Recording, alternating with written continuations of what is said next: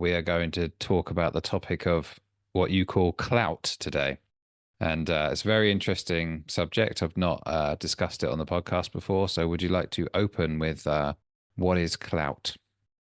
Yes. One of the things, and I guess one of the best byproducts of what I do professionally is that I'm exposed to what other people aspire to become and what they're lacking or what they feel like they're being held back from in their ability to get there.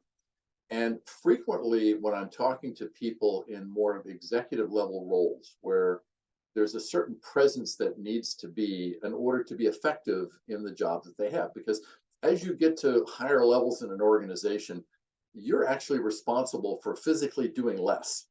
You don't have your hands on the development of the product or the application of the service at the lower levels. A lot of what you do is guidance and critical thinking and decision making and delegation and all the things that other people rely on because they look at you as the leader.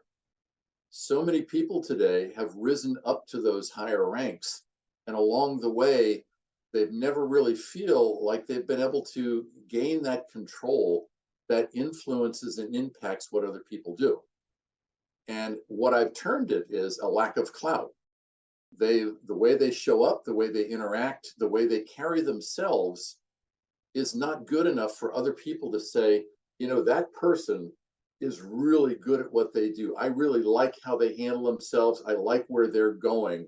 I'm willing to follow them. I might not always like what they tell me or the opinion that they have, but I believe that they have what I need to be successful.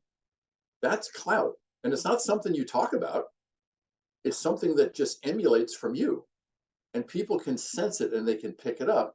And it's a culmination of all the things you do every day that other people sitting back, in other offices down the hallway, around the room, they might never say anything, but they're looking at you and saying, what's he going to do that I would be willing to emulate?